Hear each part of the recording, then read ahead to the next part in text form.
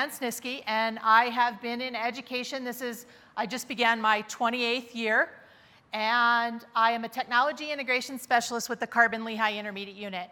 Is there anyone in the room from Pennsylvania? You did? Where? Okay. Allentown is one of the schools that we provide services to. So if you're not familiar with what an intermediate unit does, I'll talk a little bit about that in a moment. But again, as she said, I am a wife to my husband, Gene, and I am a mama to a beautiful Great Dane Maximus, and we're in the serious phase of looking to get another one. I do love to read. I am a former librarian. That's how I started out my career in education. I was a librarian for 7 years. Then I became a computer teacher in a school district, and that kind of led right into becoming a technology integration person at the intermediate unit. So that's kind of a little bit about my path and how I got to where I am. When I started out at the intermediate unit, I began teaching Word and Excel, and 18 years later, I'm still teaching Word and Excel, believe it or not, at times. So an intermediate unit. My intermediate unit is the Carbon Lehigh Intermediate Unit. In Pennsylvania, we have 29 intermediate units. We provide services to the school districts within our footprint.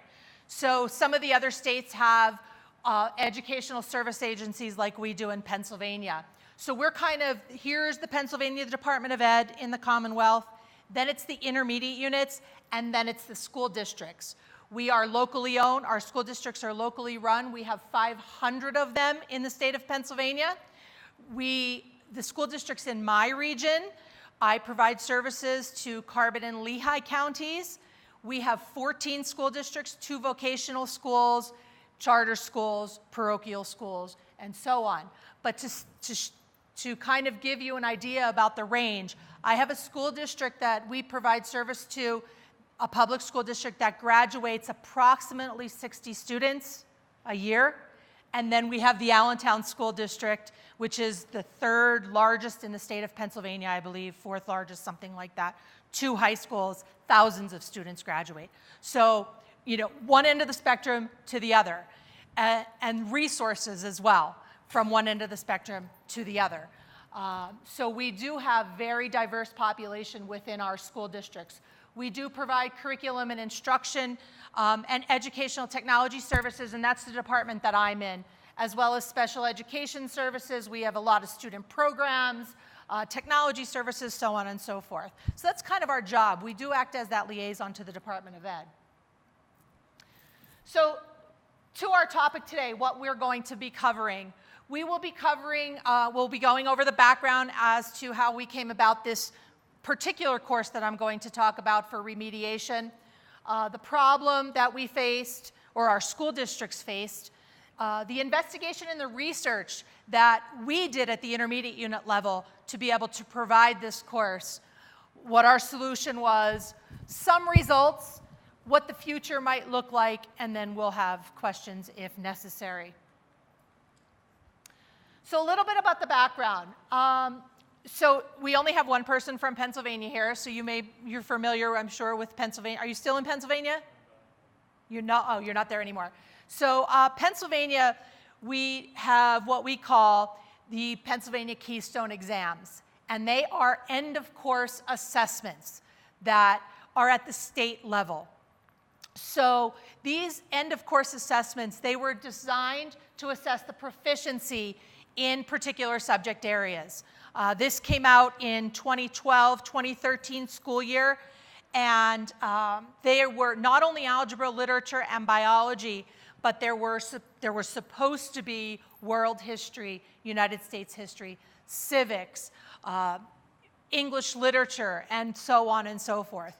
The only 3 tests that were produced, written, were Algebra 1, literature, and biology. They replaced the original standardized tests, the PSSA, which is the Pennsylvania assessment, at the high school level only. And it was the first of its kind of test in Pennsylvania. As we know, standardized tests are assessing all kinds of different measures, but the Pennsylvania Keystone exams were truly to be an end-of-course assessment. They also were to become a graduation requirement. Now, this began in 2012-2013. So the class of 2017, the class that just graduated, was the class that the Keystone exam was supposed to be, and I say supposed to because we know how administration changes in the states and different things happen. Pennsylvania is a commonwealth. We do have local control. So in 2017 was supposed to be that first year of the Keystone exam counting for graduation for students as a requirement. Well, they put a moratorium on that. So that was halted. So, but let me backtrack a little bit. That's kind of where we are now. We're at this moratorium. But when we put this remediation course together, created this remediation course, that was not the case. It was still to be that 17 graduates were supposed to be able to, they were supposed to pass as part of their graduation requirement. So that's kind of a little bit of a background about the Keystone exams and what they were put into place for. So the problem was the first year that students took this exam, they bombed. Okay, this was brand new to them. Our teachers weren't teaching to that test, so to speak. And we focused in on the biology exam because the biology exam was the one that they tanked. They truly, truly tanked. So we do at our intermediate unit, and every intermediate unit runs a little bit differently. I work in curriculum and instruction and educational technologies, and we host a monthly meeting of our curriculum council, which is all of the directors of curriculum from our school districts, as well as our instructional technology directors and some technology directors, some data and assessment directors. They come together once a month, and we meet with them. We give them updates, things that we're doing, things that are coming down from the Department of Ed, and they have conversation with us. What are their needs? What is it that they need from us, and what can we do for them? Because that's exactly what our purpose is at the intermediate unit level, is to provide the services that maybe some of our school districts, those small rural school districts that we have, even the very large ones, resources, things that they can't do on their own. They don't have the manpower for, so we're there to help them through that. So right after the Keystones were taken for the first time, the Keystone Biology especially, the first meeting we had after the results, the first curriculum council, we call it, curriculum council meeting we had, as you can imagine, they were overwhelmed. They needed remediation. They were in a state of throwing up their hands. Oh my gosh, we don't know what to do. We have to do something quickly. What can we do as a collective? What can we do together with the intermediate unit to help remediate our students at such a large scale? So if I backtrack for a moment here, one of the caveats of the Keystone exam was that if you failed as a student, you had one more chance to take it. If you failed the second time, you immediately had to go into what we called the PBA, the project-based assessment. The PBA was brutally difficult. They were working on it for a very long time. There were all of these different caveats that went along with it. They could only do it in school. There had to be a mentor that monitored but could not help, could not guide, couldn't do anything like that. They just had to be present. Couldn't be done at home.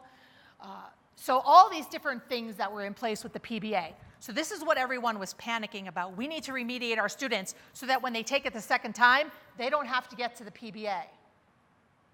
Let's throw in special ed. Special ed, in their IEPs, were able to choose to go right to the PBA instead of taking the test. Disaster, right? Because if it's that hard for what we call a regular ed student, what is that PBA going to look to be like for a special education student who cannot have the help and all of those things in place? So what our directors of curriculum and data folks and department heads, what they really wanted was help with this remediation. This is kind of where we came in. So what we did was we talked, and one of the things that we do is when they come to us with these problems, with these suggestions, with these requests at a council meeting, typically our department, we have 6 professional staff members in my department. We all have our principal certifications. Many of us have, curriculum supervisory certifications and technology, educational technology certifications, and we all have a lot of brain power in the room. So typically when this comes to us, we kind of say, all right, give us a little bit of time to digest, to brainstorm, and see what we can come up with to help you get through this. So that's what we did. So we went back and we talked, and Canvas, we are in our 5th year. So we were about a year into Canvas at the time when this all came about. So as we brainstormed, we thought, well, why don't we use Canvas and provide them with an online remediation course? Because many of our schools had one biology teacher. That was it. I mean, we have some schools that are so small, that's all they had. So now, this biology teacher who has this full load, how are they going to now do a remediation course on top of the full load that they already have? So we brainstormed and we decided that we would create, as an intermediate unit in our department, curriculum and instruction, we would create for them a remediation course. And we would take that course and we would align it to that assessment. We would align it to the Pennsylvania Keystone Exam for biology. So in Pennsylvania, we have a system called SAS, and it's not the SAS that you may know, that's SAS Curriculum Pathways. It's not that. It's called SAS. It's the Standards Aligned System. Anybody could get on it. It's pdesas.org. There are tons and tons and tons of resources in SAS. So you don't have to be a Pennsylvania educator to create yourself an account in SAS. You can use it. But in SAS, in Pennsylvania, we have all of the standards, the assessment anchors, the eligible content, and all of the resources that go along with them. All of the information is in there on the Keystone exams. It's all right there. So that was our go-to place. We were able to go there, and we were able to curate all that information and pull it out, and we were able to work on building a course that literally mimicked the Keystone exam. The Keystone exam is in 2 modules. There's module 1 and there's module 2. Some people pass module 1 and not module 2, or they passed module 2 and not module 1, or they failed the whole thing. So we looked at all the different components of the assessment.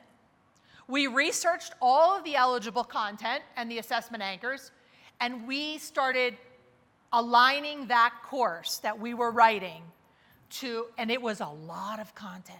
When I say a lot of content, a lot of content. You're talking an entire year of biology, all the way down to all the eligible content. So we created that content, we built the assessments, we pulled so much of it out of SAS, our standards aligned system, because it was there for us. And we knew all of that was in there aligned perfectly to the Keystone exam. It was all vetted. It was all the content that was on the exam. So we were able to pull all of this and create this remediation course. And it took time. I'm going to backtrack a little bit again. So when we decided this is what we were going to do, we went back to our curriculum council and we said, here we are. This is what our plan is, or what we think is a good plan for you. What are your thoughts? Overwhelmingly, everybody thought it was a great idea. Let's do this. Go ahead. But we had to come up with a solution because as an education service agency, we are on one hand a little bit revenue based, and on the other hand we're not. So there's a lot of services that our school districts receive from us that are free. It's part of them being in our footprint. But then there's other services that we provide that are pay-for services. So we were taking hours upon hours upon hours of someone's time to build this course. And so we had to come up with something. So we decided on a pricing structure. We said, here's the two ways we can do this. And you can choose. Each individual school district can choose what they want to do. You can either purchase the course from us.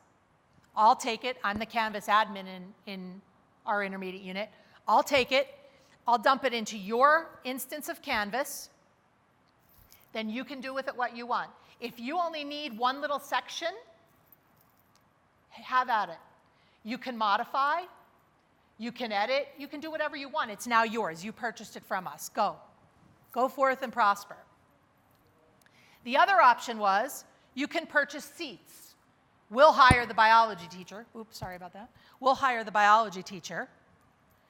You can purchase seats because if you only have a few students that you're going to run through this because this isn't for every student, right? We know that online instruction isn't for everyone. So online remediation isn't going to work for every student out there. So if you want to buy seats, you can buy seats. We'll hire the biology instructor and we'll go from there. So they had two options. Great. They thought this was a great idea. So this is what we did. We built our course.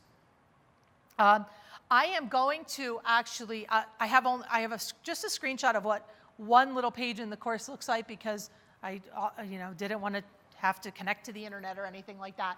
But you can see typically in every single, there's 2 modules, right? But within each module, there's 4 or 5 modules. So when I'm calling the module 1 and module 2, that's the way the Keystone exam is laid out. So let's call that section 1 and section 2 of the exam. Within each section, there are 5 or 6 content modules for inside of Canvas. But each one of them has a pre-quiz, a post-quiz, the standards and objectives for that particular module, the key terms, and exams. There's a lot of reading, unfortunately, because there's no way of getting around that. We did as much as we could to provide graphics for them based on the content, as much as we could to provide video for them. But this we all know good instructional design isn't just reading, but we were in a situation where that's what the content called for. We did the best we could at the time. And I say at the time because remember, we were only this was just our 2nd year of using Canvas. So we really didn't know all the bells and whistles yet either. We were learning. But this is what is in each and every topic, let's call it, inside of the 2 different sessions of the Keystone Biology exam remediation course. So there's a lot of reading, a lot of content, but it worked. So I'm going to focus on one school. We have one school. They're very diverse demographics, very low income, low poverty level is low, free and reduced lunch is extremely high. They blew it, right? So they blew it. So when I focus on them because they purchased the course outright, right? They said, we're going to purchase the course outright, Module 1, Session 1, and Session 2 of the Keystone Exam. And then we're going to have our biology teacher, we're going to put a remediation period in his schedule, and he's going to facilitate the course. He used it, he loved it. He used it every day. So when we look at this, Pennsylvania has, well, this is from our school profile, all right, as well as PVOS. And you're going to see there's an indicator. I'm coming over here because it's a little difficult to read. I know it's a little blurry, but it was kind of hard to pull this and put it. Indicators of academic achievement, science, biology, percent proficient on or advanced on the PSSA, they say that, Keystone. Indicators of closing the achievement gap in science and biology, the percent of required gap closure was met. You'll see this, and I'll talk about these numbers in a minute here. Indicators of closing the achievement gap for historically underperforming students, and then indicators of academic growth with PVOS. So the data we're going to kind of look at here is data that it was the second year of the students. So they've taken the test already. They've taken the Keystone biology test. They've taken the remediation course the next year, and then they took the test again. So we're seeing the results from that, from failure of the test to the remediation course to taking the test again. Okay, so just so I get all of these numbers right, I'm going to go over here because I have some notes that I want to make sure I get them all right. So we know there was improvement. So 67.74% passed. But in closing that achievement gap for all students that failed, took the remediation, and then took the test again, they earned a score of 100%. So they closed the achievement gap. So to us, that was, hey, this is a success, right? It's a success. That's what we want to see. We want to see that growth. The calculation shows how the performance measure in closing the achievement gap for all students is determined. The baseline year is the first year of data and available for the school, and the objective is to close 50% of the gap between performance in the baseline year and 100% proficiency of students in the group over a period. So in the historically underperforming students, this line here, and this is all for biology, okay? This isn't for anything else. I just pulled the biology data. The gap was closed by 60.48% of the required number of students. So again, that's a pretty big number. It is worth noting that there's other tested areas, ELA Algebra 1, they did not show as the positive gains as we've shown here, or they've shown here in biology, in closing that achievement gap. So PVOS, Pennsylvania uses PVOS, which is the Pennsylvania Value Added Assessment System. And PVOS kind of brings all your data together, like statewide. It aggregates everything and pulls it in. I'm not the PVOS expert in my department. Actually, our PVOS expert is retiring on September 30th. And the joke is, who's going to take over PVOS? Because our colleague, Kathy, knows it inside out, backwards, upside down, sideways, and blindfolded. But the PVOS growth score was 100%, as there was significant evidence that the students made a whole year of growth. So was it all based on the online course we created? I'm sure not. But in this particular instance, they used their own biology teacher, which I felt was important. They used their own biology teacher. They built it into his schedule that he had that one class period where all of those students were able to, they did the course online, but he was there. He was there to answer questions. He was there to make sure they did everything that they were supposed to be doing. He was there to guide them and mentor them, which they couldn't have in that PBA that we talked about if they had to go to the PBA. Because if they had to go to the PBA, they didn't have that guidance and that mentoring. They had to sit and they had to complete the PBA hours of PBA on their own. So to me, this was a win-win when this district decided we're going to purchase this on our own and give it to our biology teacher. Now, let me say this biology teacher is probably this is his last year. I'm going to say I'm thinking he's retiring in June.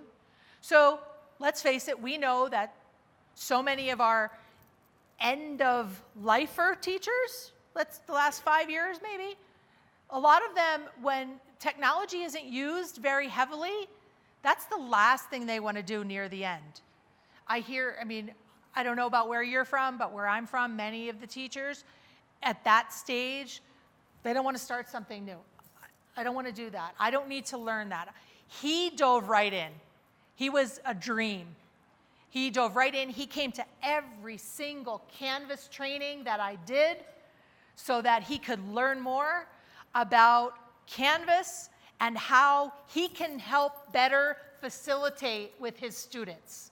So he was a dream to work with. Still to this day, even though the moratorium is on and it's no longer a graduation requirement, he still uses the course. The kids know that it's not a grad requirement. You know how that goes. So they're not always 100% in now. But when this all happened, that wasn't in place. When this all happened, it was that they needed to pass in order to graduate. So that's just a little bit about those results. So I talk about the remediation course because I think that as educators, when I say future, my future, your future, the future of education, why can't we do these kinds of remediation courses for everything we have out there, right?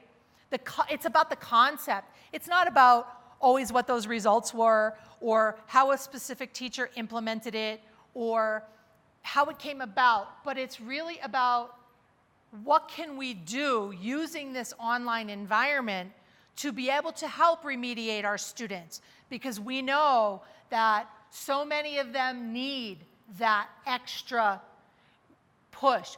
Even before they take the test, we're going to remediate.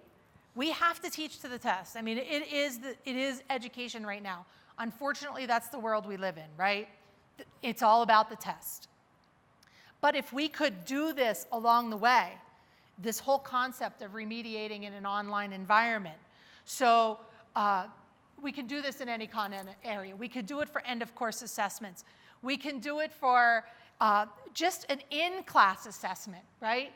Or in-class concepts, things that we're talking about we know our students aren't getting. So let's put it on Canvas. Let's give them some extra work. Let's give them some extra resources, extra tools for them. Now, all these years later, now they asked for biology from us, for Algebra 1.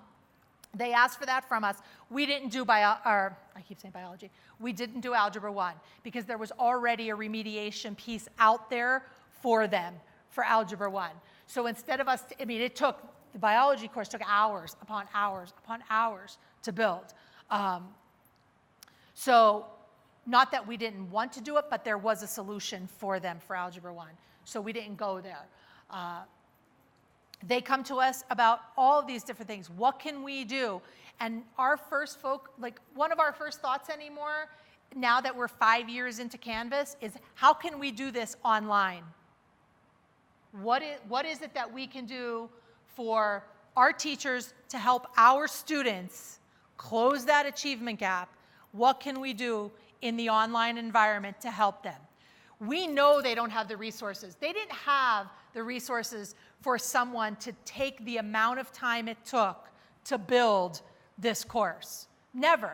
Nor are many of our teachers, even there, they're not at that point where they can build in that online environment. Give it to them, and they can do it.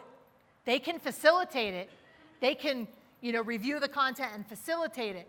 But have them build it, now we're talking, I have, again, we're in our 5th year. Many of our schools are coming up, they're starting their 4th year of using Canvas. Many of our districts, some are starting their 3rd year. And I have that, that pocket of teachers, they're the movers and the shakers, and they're really into it. And they've been doing it from the start. They still are not, they're not experts in building. We know that, and neither are we. I know I'm not. I learn something every day in Canvas. So if we can provide that service for them, and to me, that concept of a district level administrator, maybe a curriculum director or department heads getting together and talking about how can we provide remediation or enrichment, let's face it, right? The other side of the coin, remediation or enrichment. How can we provide that for our students in an online environment? So, I got the 5-minute warning. Does anybody have any questions? I'm not sure. What was the website you gave us that we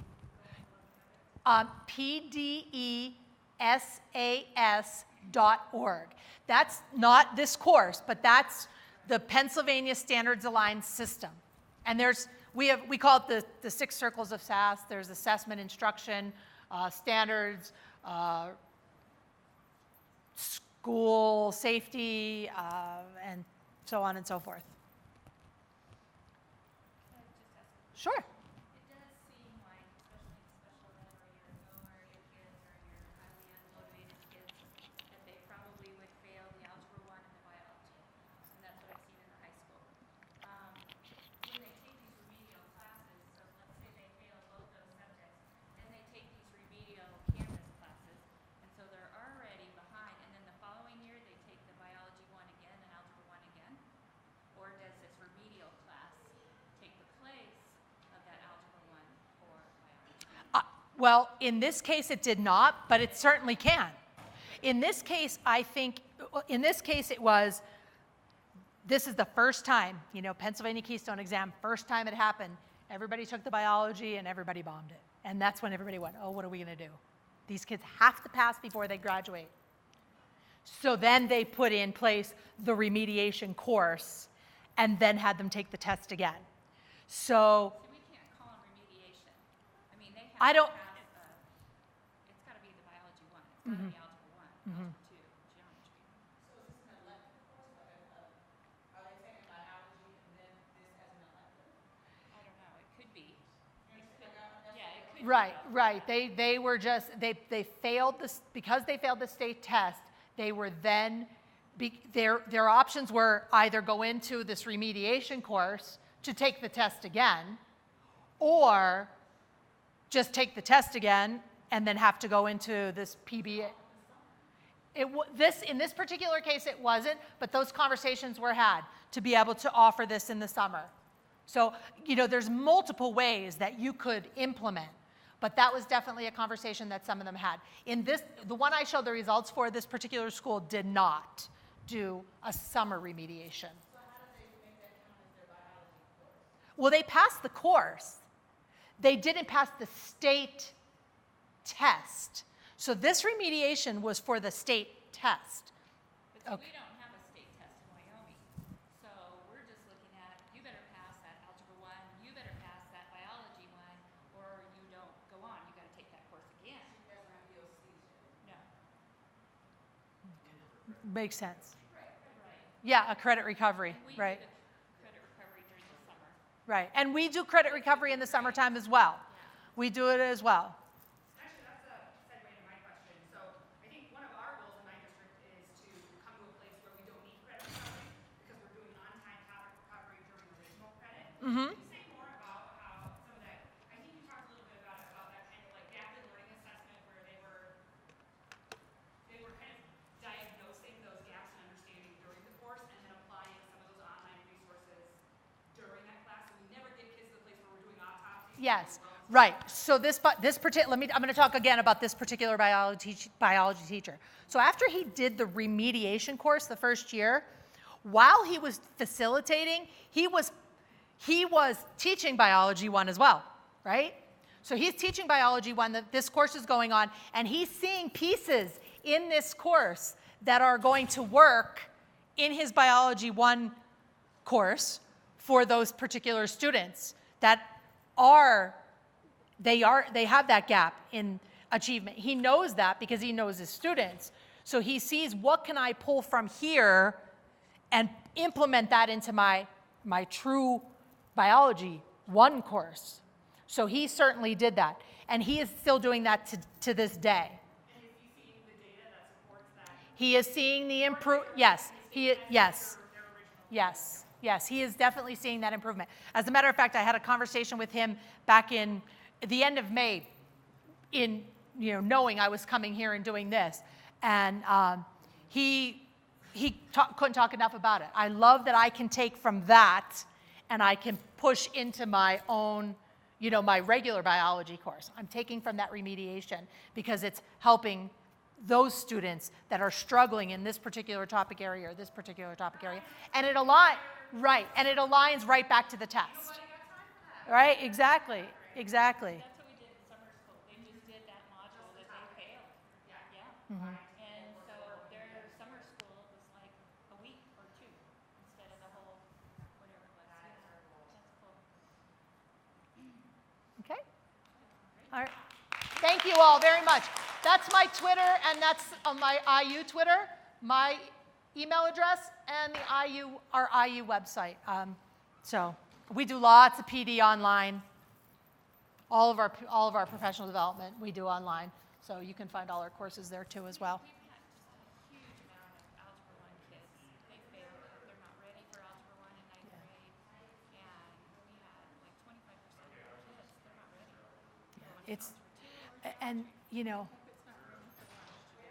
I know, right? That is, I think, I don't know. Like, see, to me, it's almost like you need to. I feel like our elementary schools, our middle schools, and our high schools, at least where I'm at, are very disconnected. So that path that they should be taking, they're not. Like that's what I feel like. I feel like that disconnect is there where, the 9th grade teacher says, well, they should have learned that in 7th grade. Well, if the 7th grade teacher and the 9th grade teacher aren't talking, then, that to me is, I think that's a huge problem.